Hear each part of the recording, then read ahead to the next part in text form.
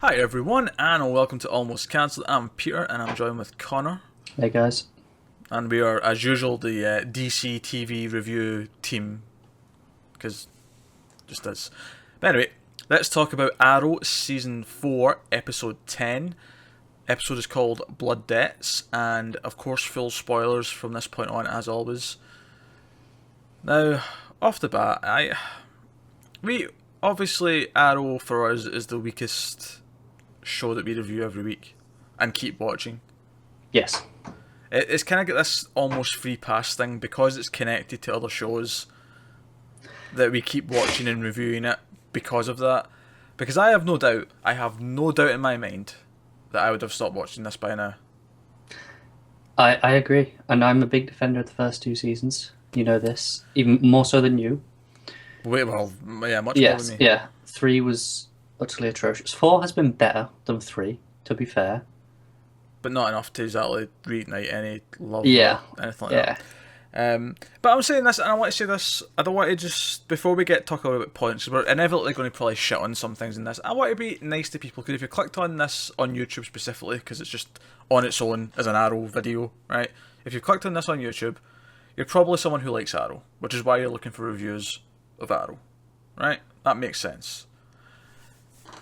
So you hear and we shit on it, and you probably don't like that we shit on it, but I want to speak in a level-headed way first before we get into it. I just want to say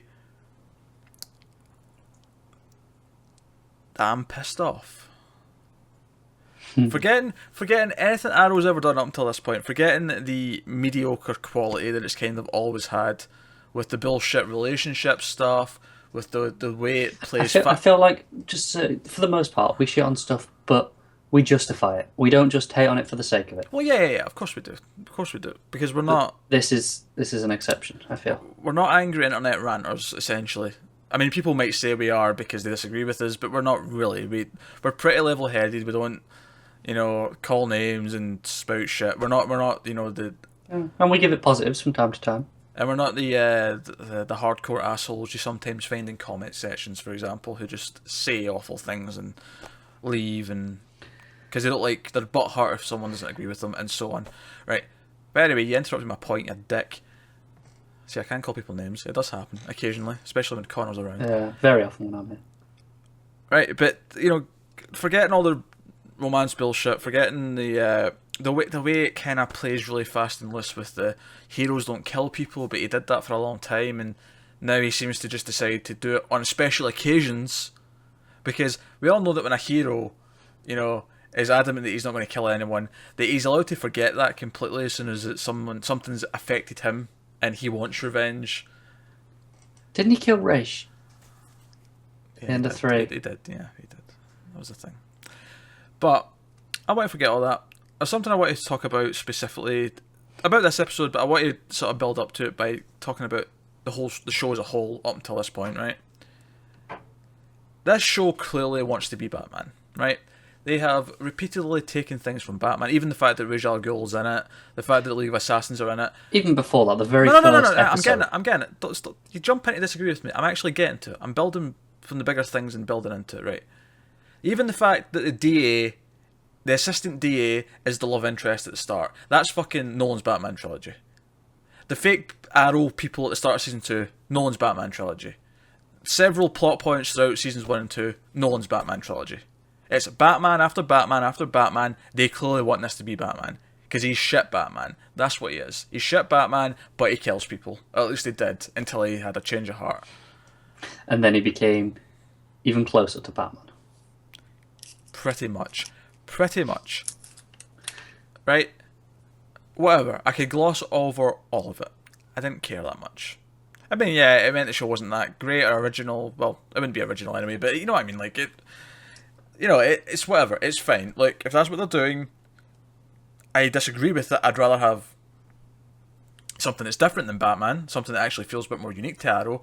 Maybe has some of the, that new 52 run from Lemire. Yeah. Something like that in there.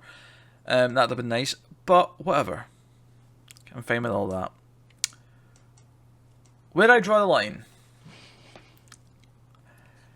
is this Felicity is basically Oracle now, and she I mean, always yeah. kind of has been, because she's the techie person, and that was fine because most superheroes kind of need that person, right? Yeah. But I feel like they're aping a really pivotal, a really big story from the Batman comics that meant a lot to a lot of people because it created a character. A lot of people were pissed off when they retconned this with the New 52. I'm kind of one of them, but that was a big, momentous plotline to do, was to put someone in a wheelchair and leave them be there, right? For many, many years.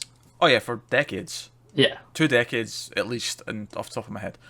And now, while Arrow might retcon this, because they could bring up some bullshit magic or whatever before long.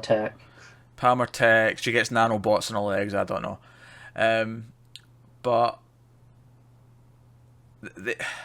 having her actually be in the wheelchair and actually having her do the Oracle thing, except the fact that, Oracle never was engaged to Batman. She's shit Oracle, let's be honest. She's shit Oracle. She is no Barbara Gordon. Right? She's not. She's no Babs. She's not that at all. I make fun of gingers, but that's one ginger I will duly respect as Barbara Gordon. As you should. So yes, we'll get to actually critiquing the episode as its own thing, right? Because this thing is kind of outside of the episode almost, as a just sort of a general complaint, and this is kind of the thing where people would say, "Oh, you're just holding everything against the show or the movie or whatever because you don't like this one thing." I'm putting this out there right now. I don't like this one thing, right?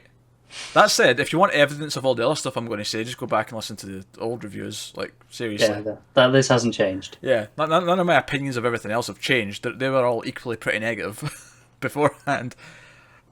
But this bothers me. This bothers me. Fanboy rant done? Yeah. I think I'm done. I think I'm done. Yeah. So let's talk You've about had that on your chest for a while, I think. Let's talk about the episode as of what's actually in it, and okay. So, what do you think of Anarchy? Yeah. So I feel that way about a lot of this episode. I didn't hate most of this stuff, but I didn't particularly like it either. It just kind of existed as noise and images. I liked Anarchy for the first 10, 20... Like, see when we first seen him when he had that mask on? Yeah. So it's a very easy, cheap way of doing an Anarchy, because obviously he's a lot more, detailed and has a lot more going on in his outfit and whatever in the comics, but those creepy sort of like half see-through mask things are actually proper creepy. So I actually kind of liked that. Then he opened his mouth, as traditional with some CW shows, and everything went out the window. Pretty much. Which is why I settled on Yeah, so there was that.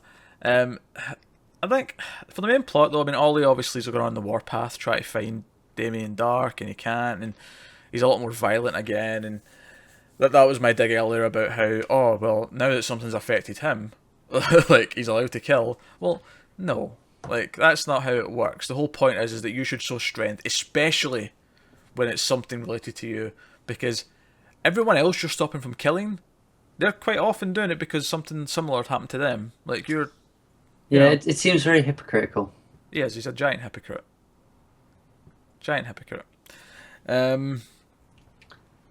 But the actual, I actually thought the core of the dilemma for him, or the subtext throughout that was sort of brought up later, could have been done really well actually. The whole he's actually avoiding seeing Felicity in the hospital. Like, yeah, I was liking that part because he's on the hunt, and you think, oh, it's because he wants to get to Damien quickly before he fucks off, but really, he's actually too scared to go and see Felicity. That would have been a fine plot, but I feel like they've glossed over it too quickly. Yeah, they kind of glossed over it, and she didn't seem to even care. She just kind of accepted what was going on, which was kind of fine because she knows what he does and what he's going out and doing. I feel like that would have been better if they'd left an entire episode without him going to see her. Like, it would have had some effect at that point, but it felt like 20 minutes just wasn't enough. Yeah.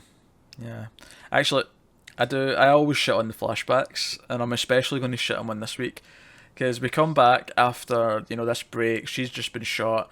There's a quick thing of her going to the hospital and him beating up some guy looking for Damien. And it goes to a flashback, and it's like, there's so much momentum right now, and we're going to this flashback. Which has been the same fucking thing for the last 10 episodes. It's just this guy with a beard not trusting him. And him like, and then the bald black leader guy, he's like, I have trusted you, and you. And then he got whipped, and he's like, "Oh, you've got something on your abs. You're not going to get killed. I need you now, obviously." Why? Flashbacks have been awful. Yeah. So yeah, they were total momentum killers. Thea's subplot with her boyfriend from the campaign. I forgot he existed. Yeah, I could not give a shit about that. Couldn't even care. I legitimately forgot he was a character. Anarchy lives to fight another day. I don't have much else to say, really. It was more of what Arrow does. So I mean, I don't think it was a particularly bad episode. There was nothing that stood out as particularly awful, aside from the Felicity stuff that we mentioned. But nothing felt any good either. It just felt like it had to come back after Christmas, so this will do for now. Honestly, I mean, I don't know how much longer we're going to be reviewing this. I don't know if I can keep doing this to myself every week. I have to, knowing that they're going to cross over again, though. Because I think they said they're crossing over again this season. Do you know what? I think I'll be quite happy at this point just to watch the crossover episodes that are relevant. I can't do it to myself. I can't. Do you know what? Normally I would be with you, but I'm not putting myself through it for much longer. I don't think. We'll see. We'll see how I feel next week. Maybe I'm just extra pissed this week because of the whole Felicity being Oracle bullshit that I'm not happy about. But I don't. And I suppose before we go, we should talk about the flash forward that we sort of went back to again. The graveyard.